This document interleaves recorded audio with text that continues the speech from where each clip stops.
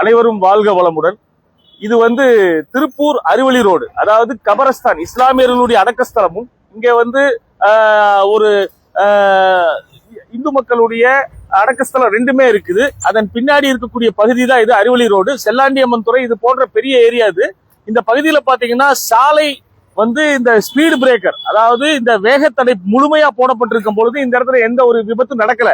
ஆனால் இப்போது இந்த பைப் லைன், அதாவது கீழே இருக்கக்கூடிய குழாய்களை சரி செய்வதற்காக இந்த பகுதியில குழி தோண்டி பாதி, அதுவும் அங்க பாருங்க, பாதி தான் ஸ்பீடு பிரேக்கர் இருக்கு, பாதி இல்ல.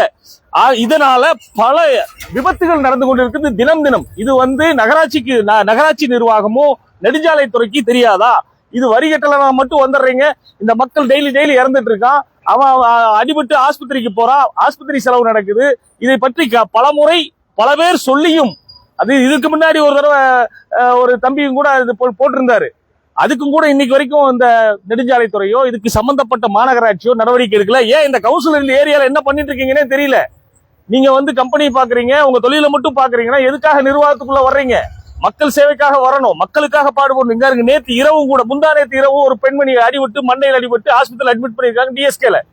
இதை பற்றி சற்றும் கவலை இல்லாமல் தொய்வாக நடைபெறுகிறது. 2 ஆண்டுக்கு முன்னாடி பாருங்க, அந்த லாரி நிக்குது இல்லையா, அந்த கம்பத்துல கொண்டு போய் ஒரு கேரளாக்காரர் அடிபட்டு ஸ்பாட் டெத், அந்த இடத்துல கம்பம் கிடக்குது.